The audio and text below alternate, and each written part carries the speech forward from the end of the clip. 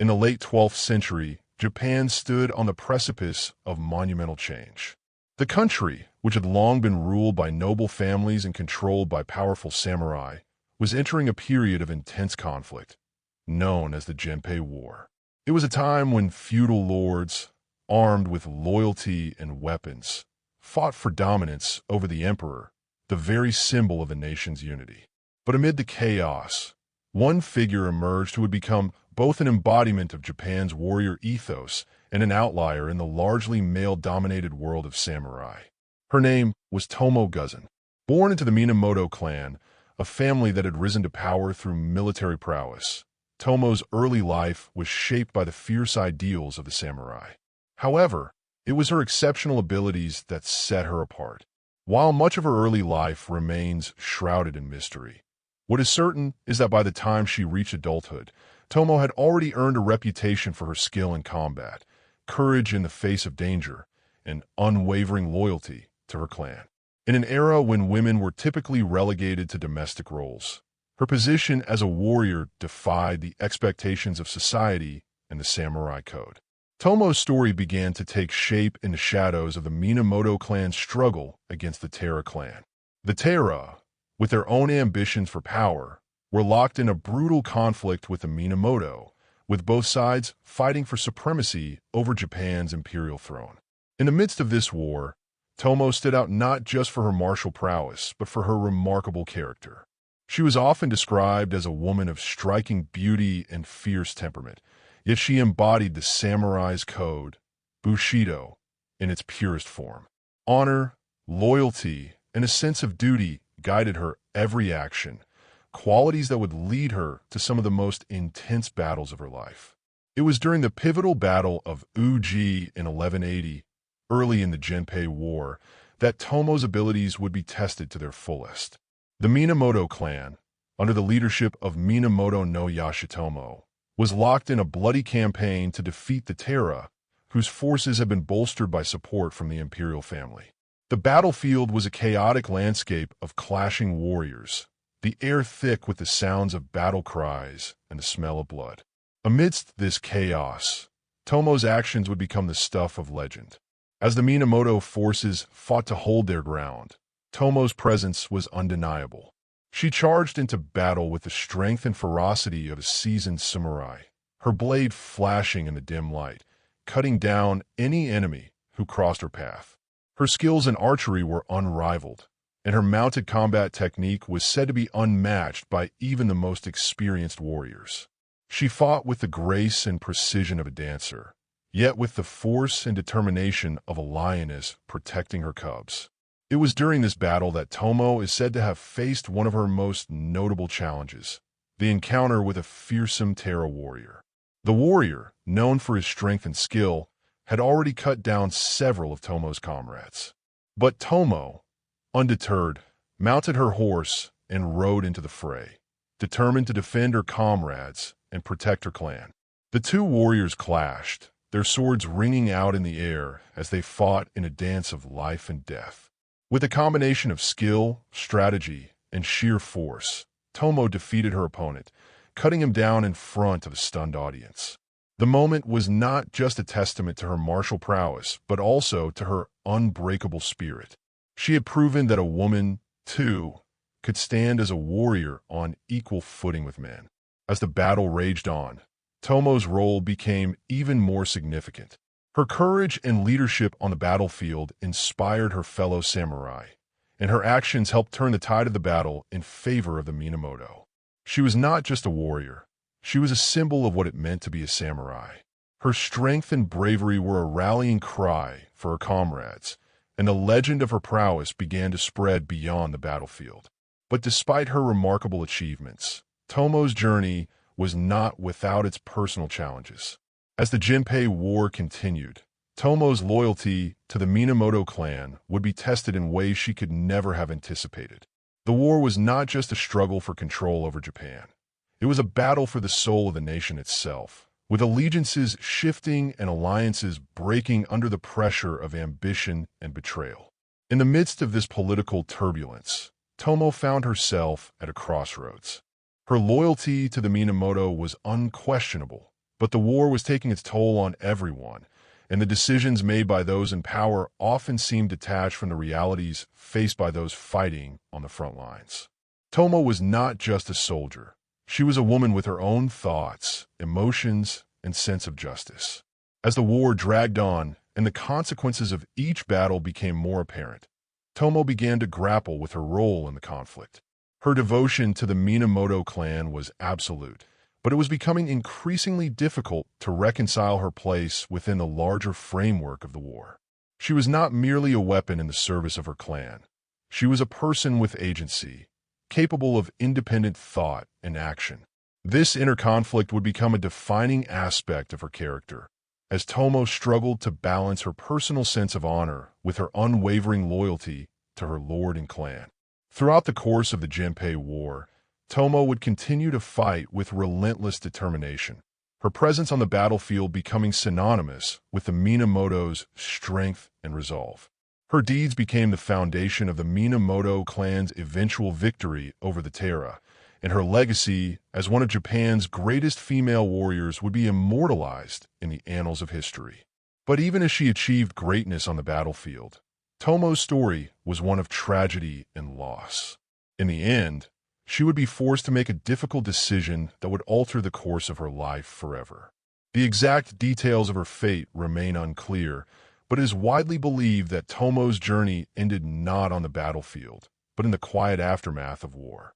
Some accounts suggest that she was sent into exile, while others propose that she may have entered a monastic life, leaving behind her sword for the life of a nun.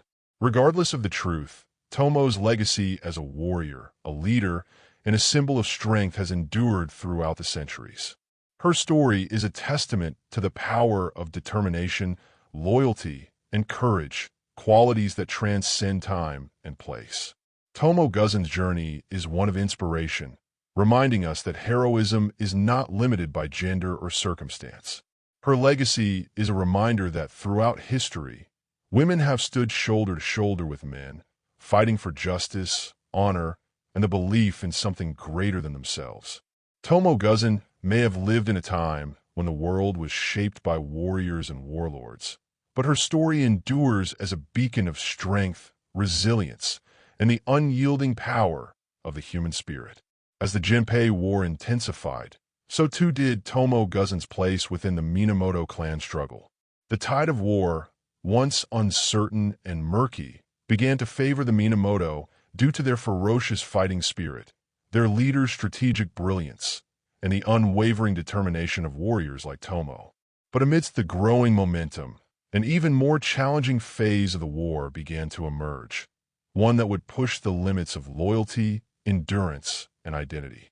The Minamoto, while gaining ground, faced an ever-mounting opposition from the Taira, who were equally determined to assert their control over Japan. The battlefields grew larger, the stakes higher, and Tomoe's role, both on and off the battlefield, grew even more critical to the Minamoto cause. It was in the wake of their earlier victory at Uji that the Minamoto forces sought to press their advantage and capture the heart of the Taira's power base. Yet, despite their early successes, the war had become an intricate web of shifting alliances, betrayals, and personal ambitions that threatened to unravel the Minamoto's unity. For Tomoe, this was a time of conflicting emotions. On one hand, the battles she fought in were a proving ground for her unmatched skills, her commitment to the Minamoto's cause, and her unyielding resolve to honor her code as a warrior. On the other hand, the reality of war, its brutality and its toll on both body and soul, began to weigh heavily on her. The Minamoto had built a reputation for their resilience, but the Taira were no less formidable. With their imperial connections and wealth, the Taira had raised armies capable of rivaling the Minamoto's own, and the ebb and flow of war had made the future uncertain. The leadership of Minamoto no Yoritomo, who had risen to prominence within the clan, was crucial. He had the strategic foresight to recognize that, while the Minamoto were strong on the battlefield, they could not afford to overlook the political intricacies that shaped the war's outcome. Yet for Tomoe, the political maneuvers and tactical decisions were not her focus. Her heart, like her blade, was focused on the warriors around her and the immediate task at hand: ensuring victory, protecting her comrades, and securing the legacy of the Minamoto. As the war stretched on, Tomoe's participation became more than just a matter of personal duty. The soldiers who fought beside her began to see her as a symbol, a living testament to the ideals of loyalty, honor, and courage. It was not just her swordsmanship that inspired her comrades, but the way she carried herself, how she held the principles of Bushido not just in her actions, but in the very way she approached life. As battles became more brutal and the line between right and wrong blurred, Tomoe was a constant reminder of the noble cause for which the Minamoto fought. She was both a beacon and a protector, her presence on the battlefield inspiring fierce loyalty among those who fought alongside her. But this inspiration did not come without its cost. The very ideals that made Tomoe a fierce and respected warrior also kept her bound to the brutal realities of war. The deeper the Minamoto pushed into Terra territory, the more difficult it became to separate the struggle for power from the personal loss and suffering that came with it. Each victory on the battlefield brought new casualties. Each new strategy devised to topple the Terra brought its own sacrifices. It was a war that required not just strength but endurance, mental and physical, and it began to take a toll on Tomoe. Her identity as a woman warrior, once a point of distinction, now became both a source of pride and isolation. While the warriors around her respected her, some even revered her, the question of her role was increasingly difficult to ignore. She was not only a warrior in a man's world, but a woman whose life was shaped by forces beyond her control, forces that demanded more from her than any warrior should ever have to give. Her battles were not only fought on the fields of war, but within her own heart. The loyalty she felt to the Minamoto, to her comrades, and to the very ideals of Bushido was undying. Yet, as the war dragged on and its toll on her grew, the question of what she was truly fighting for began to haunt her thoughts. By the year 1183, the war had entered a critical stage. The Minamoto, now under the command of Yoritomo, had begun to consolidate their power, and the conflict had turned into a decisive struggle for control of the imperial throne. The Terra, however, were not easily defeated. The Minamoto were pressed to the limits of their strength, and it was in this period of heightened tension that Tomoe was once again thrust into the forefront of the war. The Battle of Ichinotani, one of the most pivotal clashes of the Genpei War, will be the setting for the next chapter of Tomoe's story. The Terra forces, led by the imperially backed Terra no Kayamori, were positioned along the shores of the Seto Inland Sea, entrenched in a fortress that seemed nearly impregnable. The Minamoto, determined to press their advantage, launched an assault on Ichinotani with the full force of their forces, including Tomoe and her fellow samurai. The battle was nothing short of epic. As the Minamoto forces clashed with the Terra on the shores of Ichinotani, the tension was palpable. Tomoe, like many of her comrades, fought with the fire of someone who understood that the fate of Japan was at stake. This battle would not just determine the course of the war, but the fate of the empire itself. It was in this chaos that Tomoe's true nature as a warrior would again shine through. She fought with unparalleled ferocity, cutting through the ranks of the Terra, her actions a blur of precision and power. But this time, her role was not just as a fighter. She became a symbol of defiance against the entrenched powers of the Terra, a woman who refused to bow to anyone, regardless of their rank or station. However, even as Tomoe's heroism reached new heights, the war's personal toll continued to mount. As the battle raged on and the Terra forces began to crumble under the Minamoto's assault, Tomoe once again found herself in a position where her loyalty was tested. Among the fallen Terra warriors were some she had known, warriors who had fought with honor, who had shared in the same bloodshed. As a samurai, it was her duty to remain steadfast and unwavering. But as a human being, she could not ignore the complex emotions that arose from seeing so much death, from witnessing the collapse of a great power. It was in this moment, amidst the ruins of the battlefield, that Tomoe's role as a warrior would come to define her in ways that no one could have predicted. The battle at Ichinotani marked not just a military victory for the Minamoto, but a moment of personal reflection for Tomoe. She had given her all, fought with everything she had, but the reality of war had left its scars. Despite her bravery and triumphs, she could not escape the internal conflict that had begun to surface more and more as the war raged on. The warrior's path was never easy, but for Tomoe, it had become a journey not just through battlefields, but through the heart of what it meant to be both a woman and a warrior. As the war continued to unfold, the Minamoto's grip on power began to solidify, but Tomoe's role in that victory was far from over. The battle she fought and the decisions she made would have lasting consequences, not just for her own future, but for the history of Japan. The questions of loyalty, honor, and personal sacrifice that had haunted her now seemed all the more pressing. What was the true cost of victory, and what was the price of remaining steadfast in the face of overwhelming odds? For Tomoe, the answers would not be found on the battlefield, but in the quiet moments between the wars, as she reflected on the life she had chosen and the legacy she would leave behind. As the Genpei War wore on, the lines between victory and defeat grew ever more indistinct. For Tomoe Gozen, the battlefields that had once been a space of clear purpose and action began to blur into a landscape of emotional and psychological turmoil. The war, once seen as a necessary struggle for the Minamoto clan's survival and dominance, began to take on a more personal dimension. The weight of loss, of comrades fallen and alliances tested, settled on Tomoe's shoulders like the weight of her armor in the heat of battle.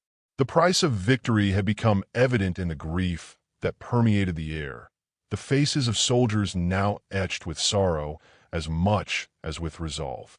Yet, despite this heavy burden, Tomoe pressed forward with an unwavering commitment to her clan and her cause, her every action still driven by the samurai code of honor and duty. The Minamoto forces had steadily gained ground against the Terra, and it seemed that the tides were finally turning in their favor. But even as the momentum shifted, the war became increasingly brutal. Each new victory was followed by even greater losses. The battlefield was no longer just a physical space. It had become a place where the soul of Japan was being decided.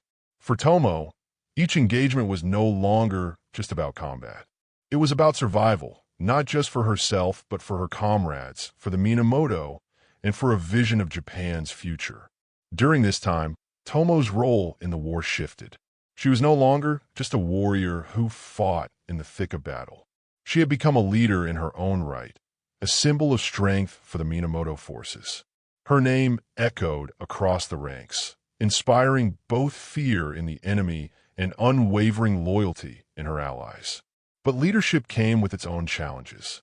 Tomoe was expected not only to fight, but to guide, to protect, and to lead by example.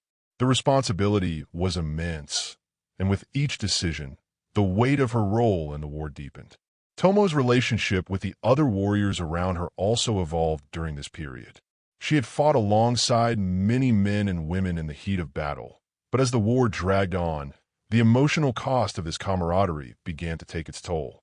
She had seen friends and allies fall, their lives extinguished in an instant. Each death, each casualty, left a scar on Tomoe's heart, a reminder that the path of a warrior was not without profound cost. The very bond she had forged with her comrades, the loyalty and trust that had grown in the furnace of war, were constantly tested as the conflict continued. Despite the personal toll, Tomoe's sense of loyalty remained steadfast. She had sworn an oath to the Minamoto clan, and nothing, not the brutal realities of war, not the pain of loss, would break that bond. Her dedication to her lord, Minamoto no Yoritomo, was unshakable, but as the war moved toward its final phases, a new tension began to surface. The line between loyalty and personal sacrifice had become too thin. What was the cost of loyalty when it demanded so much of a person's soul? In the midst of this internal struggle, Tomoe's prowess on the battlefield did not wane. Her presence continued to be a force that reshaped the course of battles. She was a master of both sword and strategy, her mind as sharp as the blade she wielded.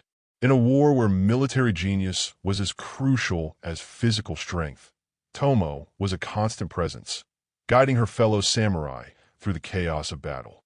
Her instincts, honed over years of conflict, allowed her to anticipate the movements of her enemies, to strike at the heart of their forces with a precision that many admired and feared.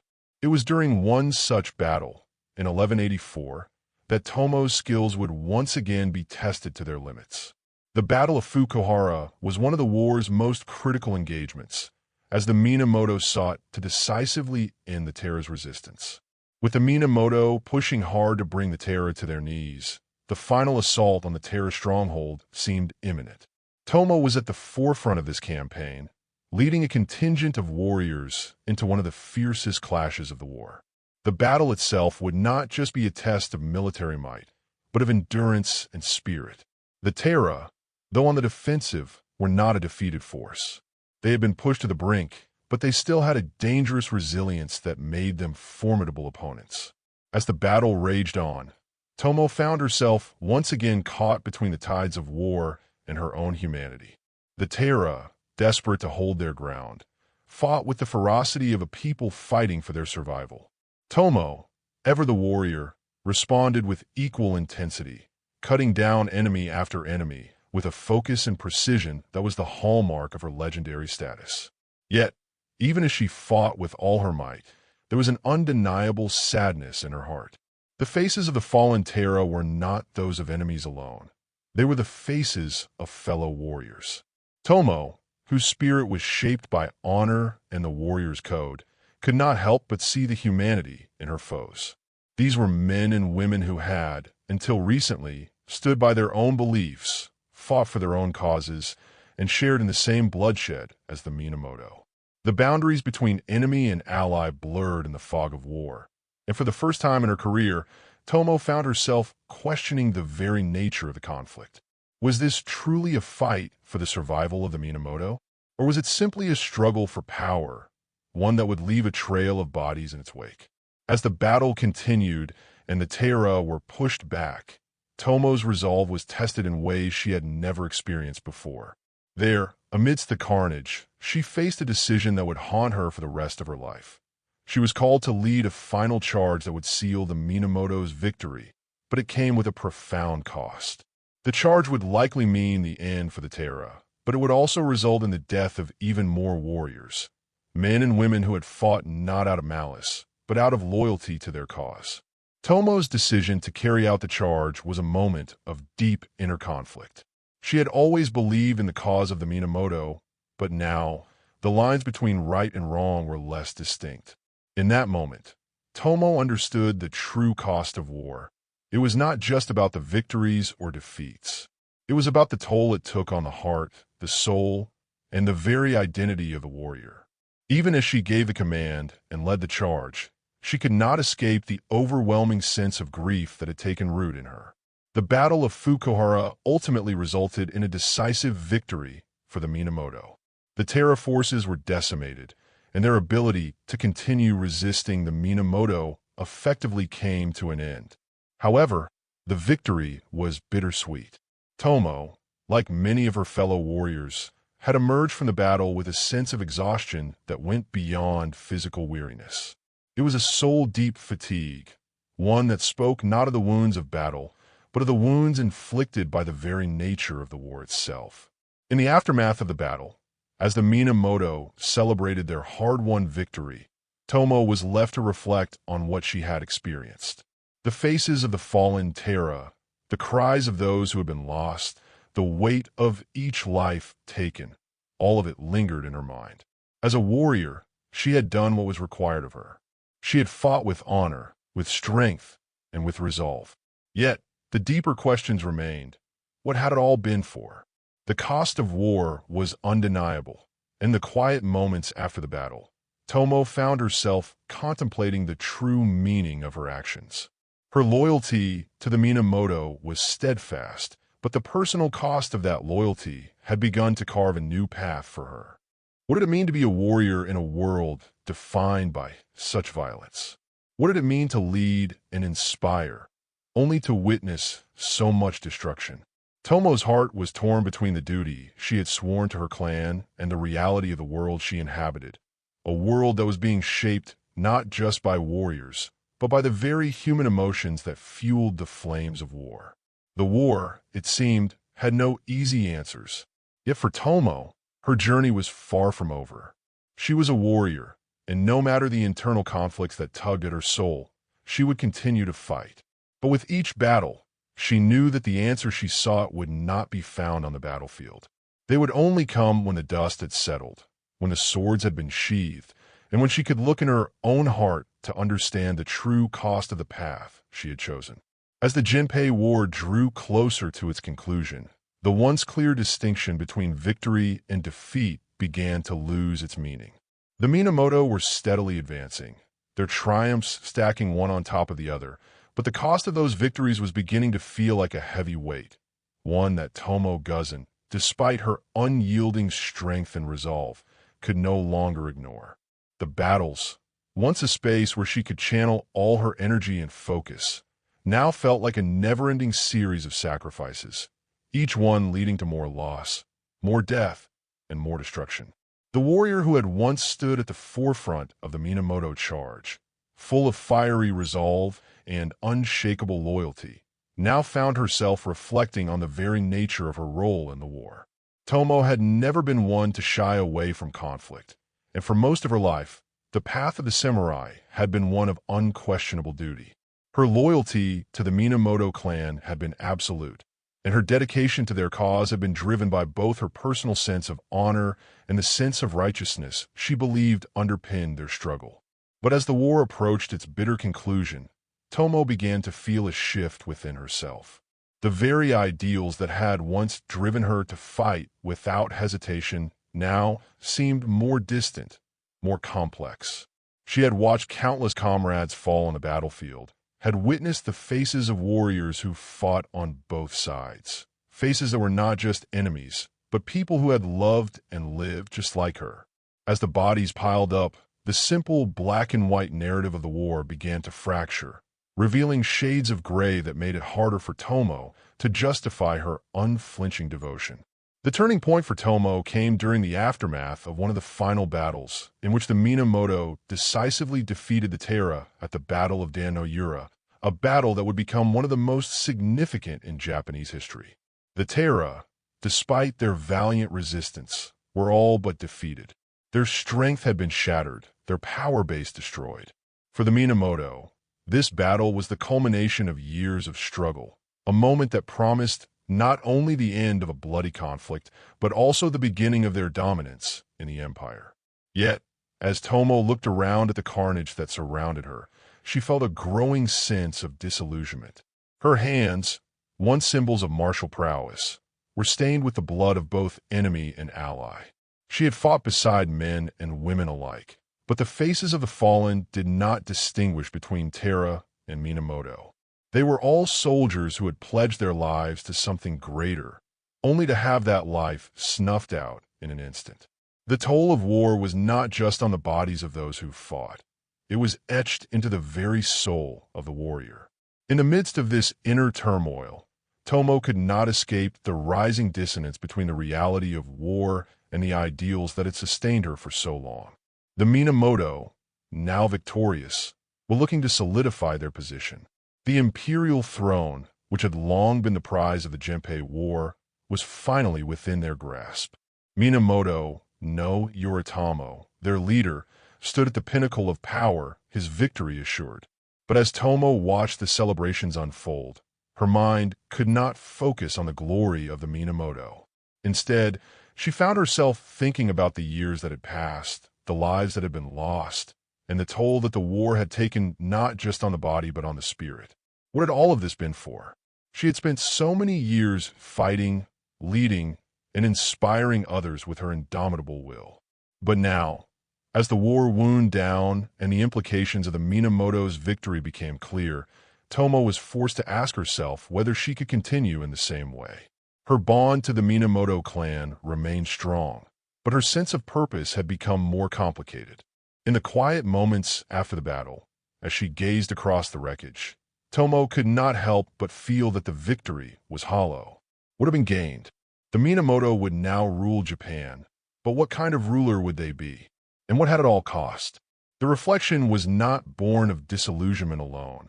It was also driven by the personal grief Tomoe had carried throughout the war. She had lost friends, comrades, and allies. Many of those who had stood beside her in the early days of the conflict were now gone, their lives extinguished in the same brutal way that had taken so many others. In the midst of the bloodshed, Tomoe had witnessed the cruelty of war, not only in the physical violence, but in the psychological cost it took on those who fought. She herself had grown weary. The passion that had once fueled her every action now felt like a distant memory, replaced by a deep, quiet exhaustion that seemed to seep into her bones. She had fought, and she had won, but at what price? As the Minamoto forces turned their attention to consolidating power, Tomoe found herself at a crossroads. She had earned the respect of her peers and the fear of her enemies, but now, the very thing that had made her a formidable warrior, the unwavering focus on duty and loyalty, seemed less certain. She had always defined herself by her role as a fighter, as a protector of her clan. But now, with the war over, she wondered what role she had left to play. The world she had fought to shape was changing, and she was unsure of her place within it. This uncertainty began to affect Tomoe's interactions with those around her. While the warriors of Minamoto were eager to celebrate their victory, Tomoe withdrew into herself, her thoughts consumed by questions that had no simple answers. Minamoto no Yoritomo, now poised to assume control over the nation, was grateful for Tomoe's contributions to the war, yet he, too, was more focused on securing his power than addressing the emotional toll the war had taken on his closest allies. The loyalty that had once bound Tomoe to her clan now felt strained, as though the very thing she had fought for had become distant and foreign. In the midst of this personal upheaval, Tomoe also struggled with the growing realization that her role as a warrior, once so central to her identity, was now at odds with the emerging political order. The samurai class, which had once been the backbone of feudal Japan, was now becoming a tool of political power. The line between warrior and servant of the state was beginning to blur, and Tomoe was unsure whether she could continue to serve a system that now seemed more about power than honor. Her thoughts turned inward as she reflected on the life she had lived up to this point.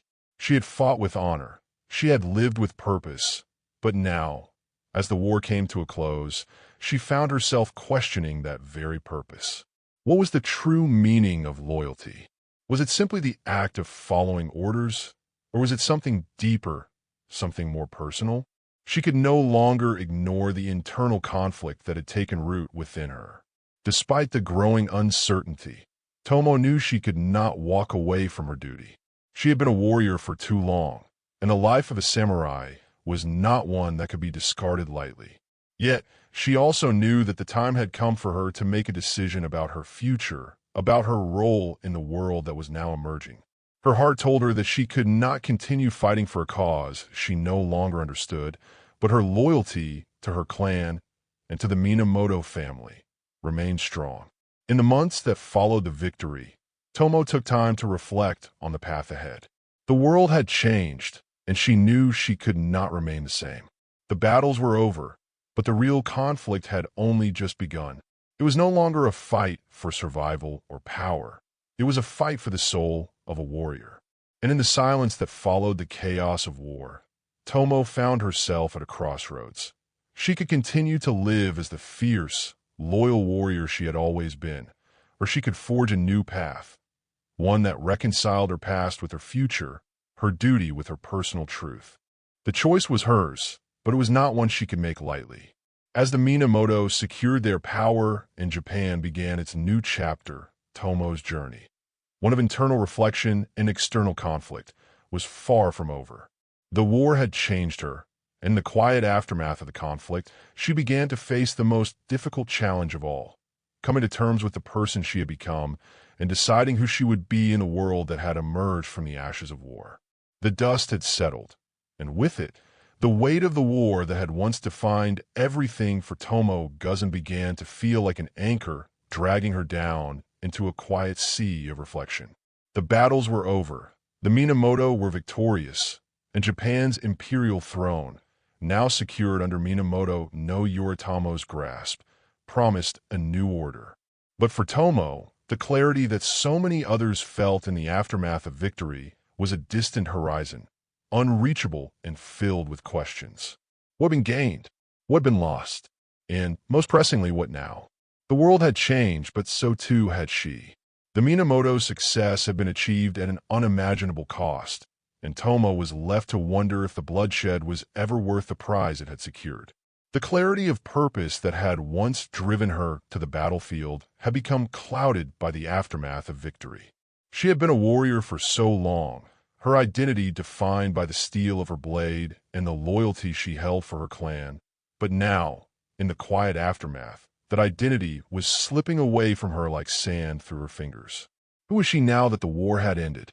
For years, Tomoe had fought without question, driven by the simple and steadfast belief that the cause of the Minamoto was just. She had seen herself as a guardian, a protector of the ideals that the Minamoto espoused, and she had given everything, her strength, her skill, and her very life, to securing their future. But now, as the war had drawn to its conclusion and the Minamoto had secured power, Tomoe found herself adrift in a world that seemed far more complex and morally ambiguous than she had once believed.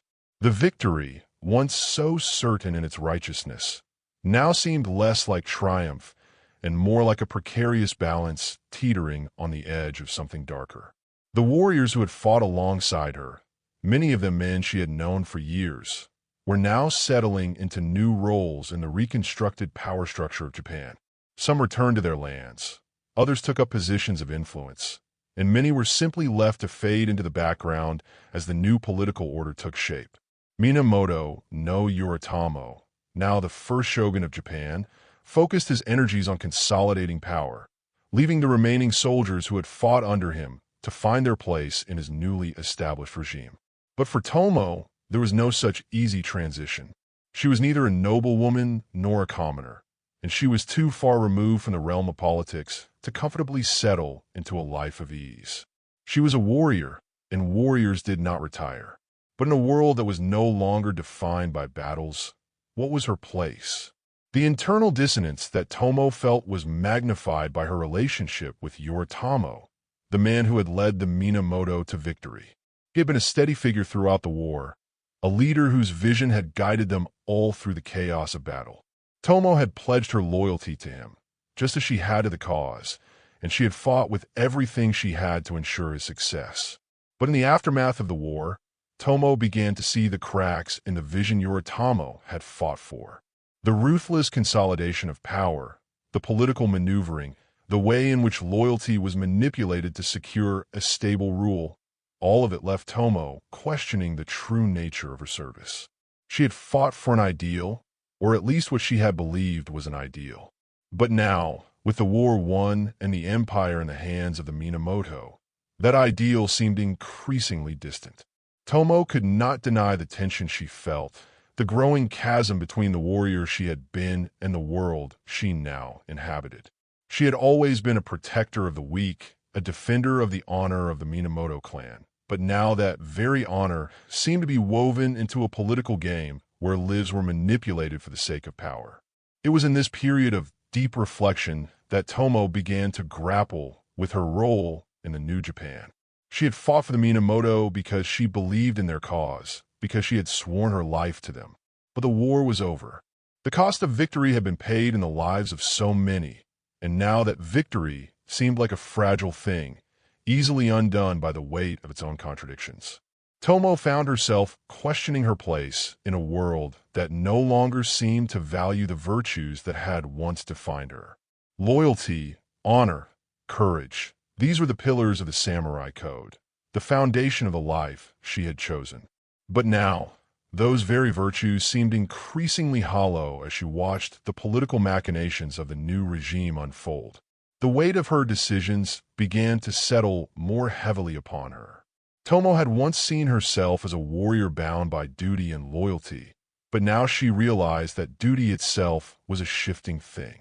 Loyalty to a clan, to a lord, had been her guiding force, but she could no longer ignore the unsettling feeling that this loyalty, while unwavering, had also made her a tool. She had fought for Yoritomo, but now, as he consolidated power, she could not help but wonder whether she had been used in a way that she had never fully understood. As she walked through the streets of Kamakura, now the heart of Minamoto power, Tomoe was struck by the contrast between the calm that had settled over the city and the chaos of the war that had once consumed her life. The sounds of daily life, vendors selling their goods, children playing in the streets, the murmur of conversation in the tea houses, seemed so foreign to her now, so distant from the battlefield she had known. There was peace in the air, but it was a peace that felt brittle, fragile, as though it could shatter at any moment. Her thoughts often returned to the battlefield, to the men and women she had fought beside, to the faces of the fallen. The lives of those who had fought by her side had been sacrificed for the new world that Yoritomo was building, but Tomoe was no longer certain that world was one worth sacrificing for. She had given everything for the Minamoto's cause, and now, with that cause achieved, she was left with nothing but uncertainty. For the first time, Tomoe began to consider a different life, one that did not revolve around the sword. She had never imagined a future beyond the battlefield, had never envisioned a time when the war would end, but now she was confronted with that very possibility. It was not that she was afraid of peace. Rather, it was that peace seemed to demand a new identity from her, one that was in direct opposition to everything she had been. Who was she now if she was not a warrior? What was left for her in a world where the very nature of her existence had been shaped by war? In the solitude of her quarters, away from the eyes of others, Tomoe allowed herself to consider the possibility of leaving the life she had known. There were nuns in the temples of Japan, women who had once been warriors, who had chosen a life of quiet devotion after the tumult of war. Some whispered that they had done so to escape the violence they had known. Tomoe wondered if she, too, could find peace in such a life. She had always believed that a warrior's spirit could never be silenced, that the call to arms could never be truly put to rest, but now she wondered if there was another path, a path that did not demand bloodshed, a path that could lead her to something more than the endless cycle of violence that had defined her life. But there was no simple answer.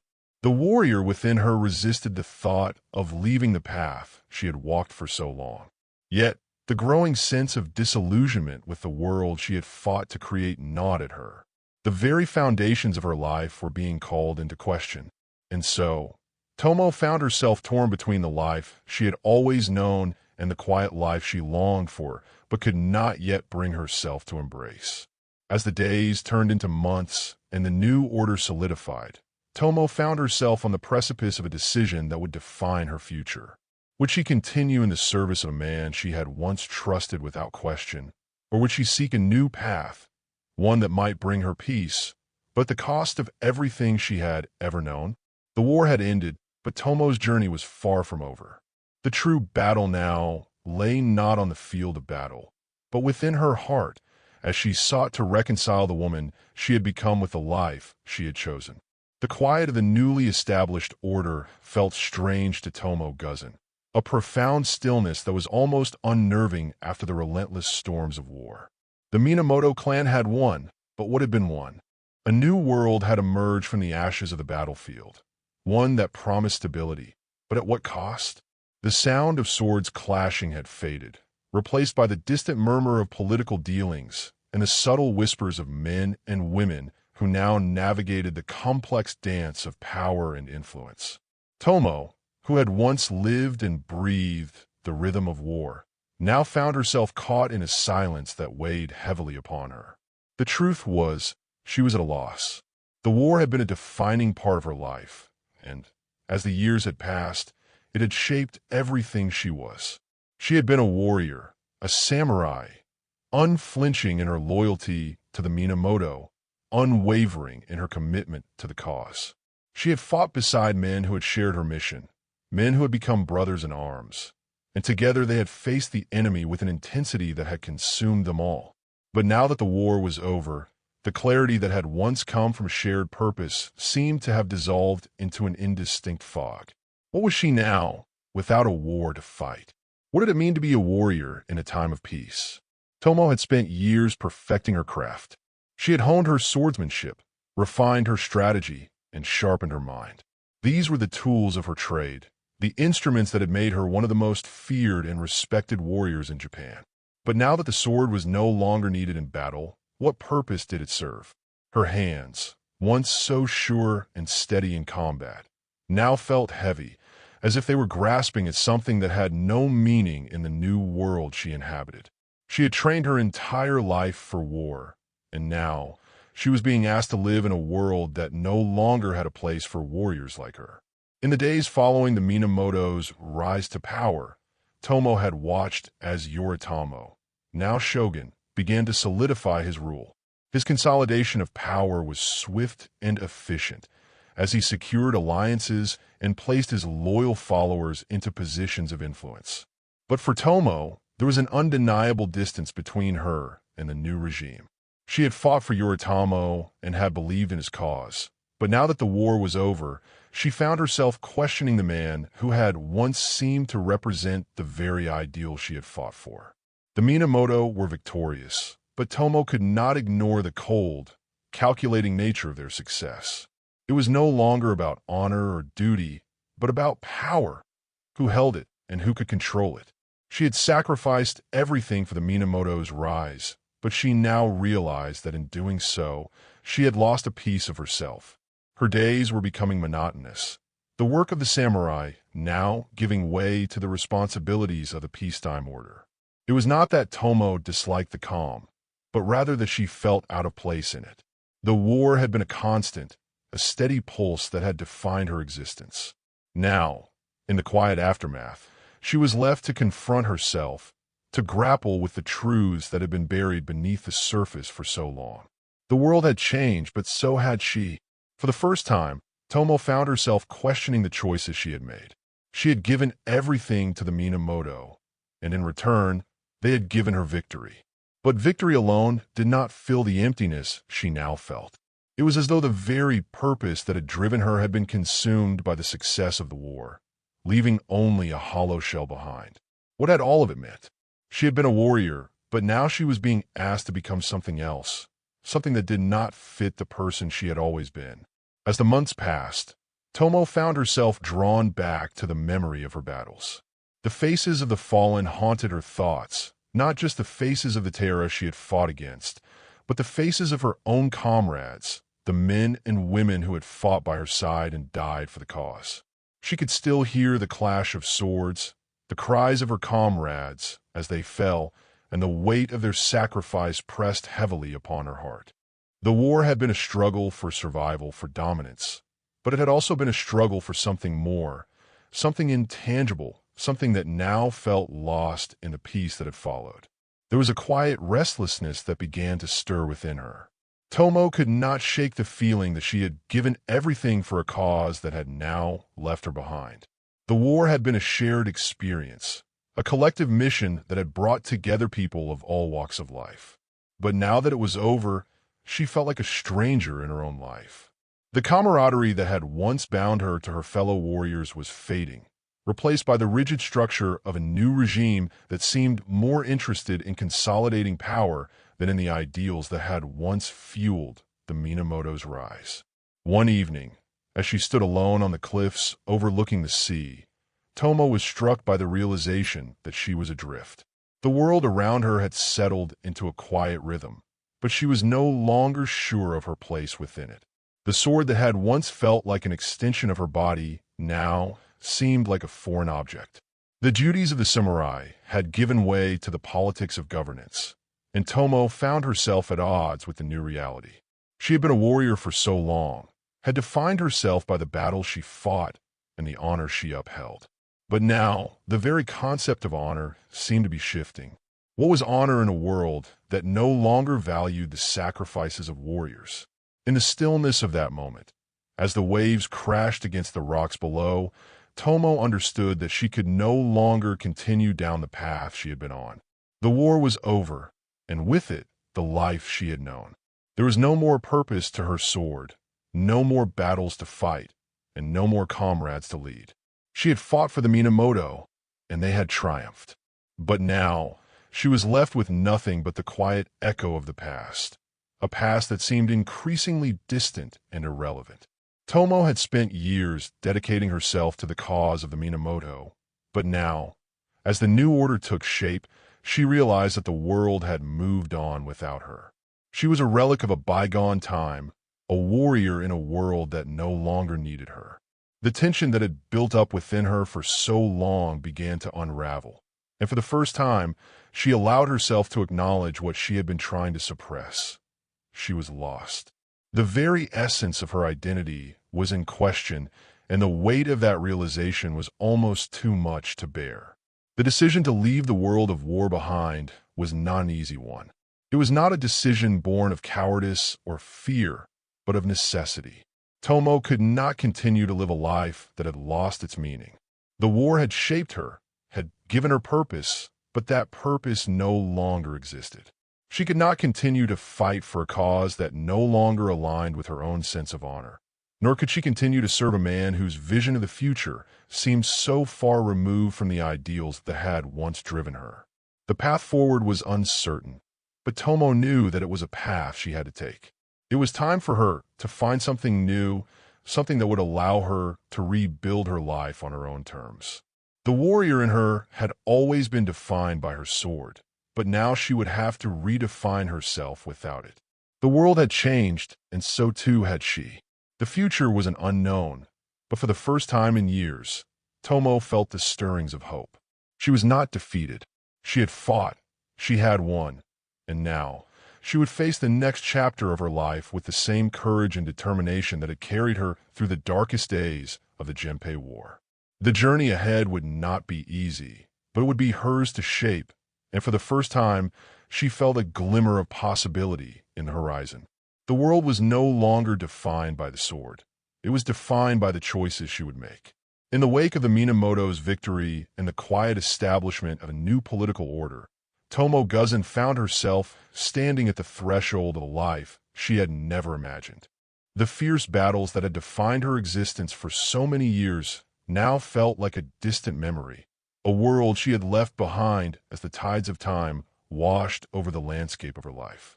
The war, the bloodshed, the comrades who had fought beside her. Those days were gone, but the shadows of the past lingered, following her like an unshakable specter. She had known nothing but war for so long, her identity forged in the heat of battle. But now, in the stillness of peace, she was forced to confront herself in a way that left her feeling more alone than ever before. The Minamoto clan's victory had brought with it a new era, a time of political consolidation and power building under Minamoto no Yoritomo. For many, the war's end had been a time of celebration, of relief, a time to rebuild the nation and restore stability. Yet for Tomoe, peace felt like a cage. She had been a warrior, a force on the battlefield, but in this new world, her place seemed uncertain. The samurai class, once the heart of the warrior ethos, had now become a tool of governance, a force wielded by Yoritomo to secure his reign. The honor and loyalty that had once defined her existence seemed to have lost their place in the power structures of the new regime. There was no longer a need for warriors like her, not in the way there had been before. The Minamoto had achieved their goal, and now, in the calm after the storm, Tomoe was left with a profound sense of displacement. Tomoe's days began to blur into one another. She had been a woman of action, but now there was little to act upon. The warriors who had fought beside her in the war had all gone their separate ways, many of them taking on positions of power or influence in the new order. They had found their place in the world that had emerged from the ashes of the Genpei War, but Tomoe struggled to find her own. She had given her life to the Minamoto cause, but now, in the wake of their victory, she found herself questioning whether she had sacrificed too much, whether the price she had paid was worth it. There were moments when the weight of the past became almost unbearable. Tomoe would walk through the streets of Kamakura, the heart of Minamoto power, and the quiet bustle of daily life seemed to mock her. The vendors calling out their wares, the laughter of children playing, the gentle hum of the city. It was a rhythm she could not fit into. She had known only the sound of war, the clang of steel, the rush of adrenaline, the thrill of battle. Now, that world was gone, replaced by a silence that gnawed at her soul. She had fought for a cause, and that cause had been fulfilled. But now, with nothing left to fight for, Tomoe was left to grapple with the emptiness of peace. As she spent more time in solitude, Tomoe began to reflect on the choices she had made. The war had been a time of clarity for her. Each decision, each action had been guided by a single purpose: to secure victory for the Minamoto. But now that the war was over, Tomoe was confronted with the harsh reality that there was no singular path to follow, no clear direction for her to take. She had spent so much time focusing on the external battle, the fight against the Terra, the struggle for power, that she had neglected the internal one. What did she truly want? What did she believe in beyond the fight for victory? The relationship between Tomoe and Minamoto no Yoritomo had always been one of mutual respect, rooted in a shared mission. Tomoe had been one of his most trusted warriors, fighting beside him through the bloodiest days of the war. She had been his protector, his champion, and in return, Yoritomo had placed his trust in her. But now, as the political landscape shifted and the realities of power settled into place, Tomoe found herself distanced from him, as if the very foundation of their bond had been eroded by time and circumstance. Yoritomo, now firmly in control of Japan, was focused on consolidating his rule, and though he acknowledged Tomoe's contributions, there was little for her to do in his new order. Her role as a warrior had lost its relevance. In many ways, she had become a relic of the past, a symbol of a time that was no longer needed. This realization stung more than Tomoe cared to admit. She had devoted her life to the Minamoto cause, to the ideal of loyalty and duty that had guided her through the darkest of times. She had fought not for glory, but for the survival of her people, for the preservation of a vision of Japan that she believed in. But now, as the world changed around her, she felt like an outsider in the new world that was emerging. The honor and loyalty that had once defined her life seemed to be giving way to something else, something that Tomoe could not quite grasp. The political games of the new regime, the shifting alliances, the subtle power struggles, it was all so far removed from the ideal she had once held dear. As the days turned into weeks and the weeks into months, Tomoe found herself growing restless. There were moments when she longed for the clarity of battle, the simplicity of a world defined by action and consequence. But she knew that such a life was no longer available to her. The war had ended, and the Minamoto had triumphed. What was left for her now?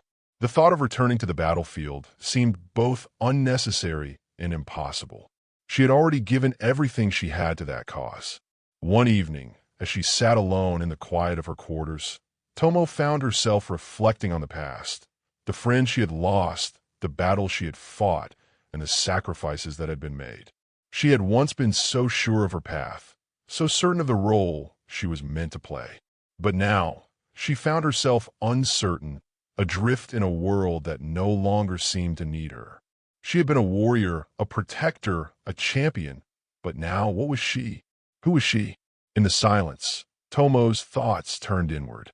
She began to think about the life she had left behind, the life before the war, before the Minamoto, before the sword.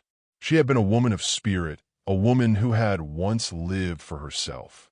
The woman she had become, the fierce, unyielding warrior, had been shaped by the war, by the world that had demanded everything of her.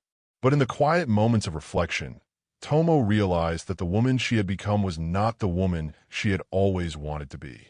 She had been so consumed by her duty, so driven by her loyalty to the Minamoto, that she had lost touch with herself.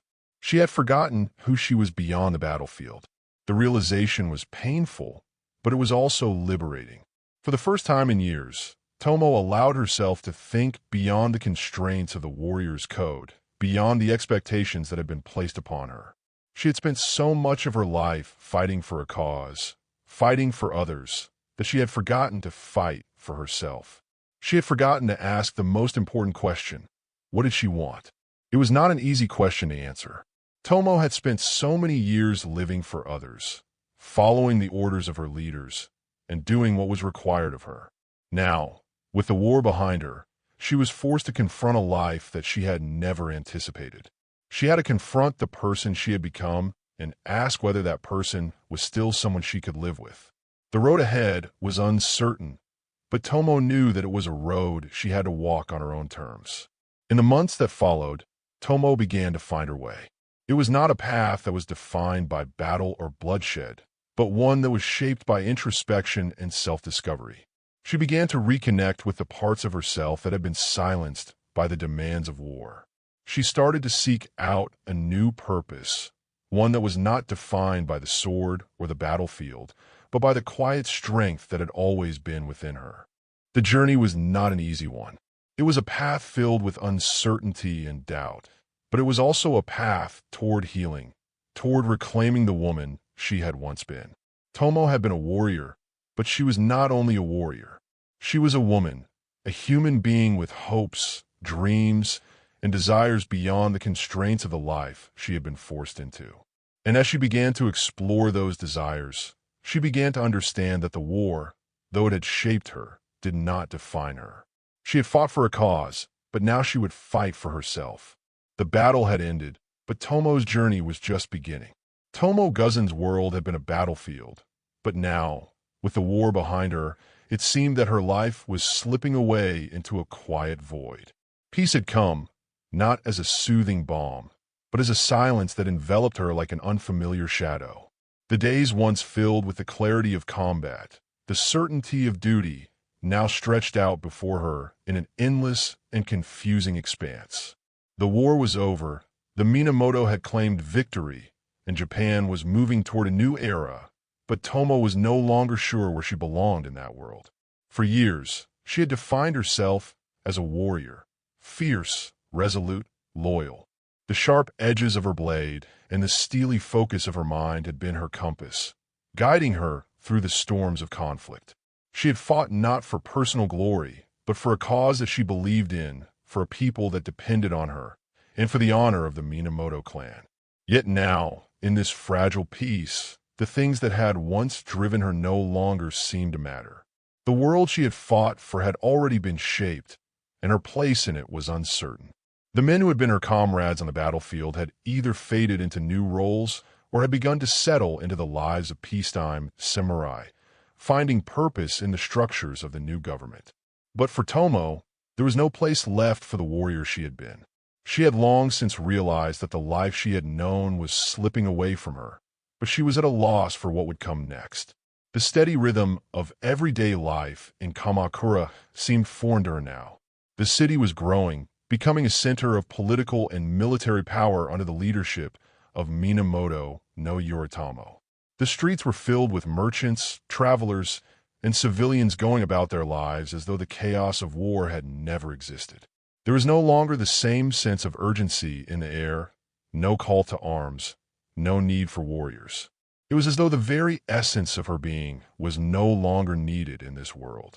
Tomoe would walk through the city, watching the people around her, wondering how they could move through their days with such ease, as though nothing had changed. But she knew, deep down, that they were living in a world she no longer recognized. She had been a part of something greater than herself, and now, without that cause, without the drive of battle, she felt adrift. The sword that had been her companion for so long now seemed like an instrument of the past, an artifact of a life she could no longer return to. She had always been defined by her role as a warrior, but now that role seemed almost obsolete. It wasn't that Tomoe was afraid of peace, far from it, but peace had come in such a way that it left no room for her, no room for someone who had spent her entire life in the pursuit of battle, strategy, and combat. As time passed, Tomoe began to question the very foundation of her existence. She had dedicated herself entirely to the Minamoto cause, and the victory they had achieved had come at a steep price. The war had taken so much from her, the lives of comrades, the blood spilled, the sacrifices made. In the aftermath of that great struggle, she had thought that victory would bring clarity, that the world would align itself into a place of order and peace. But instead, It only brought more questions, more doubts about the choices she had made and the life she had led.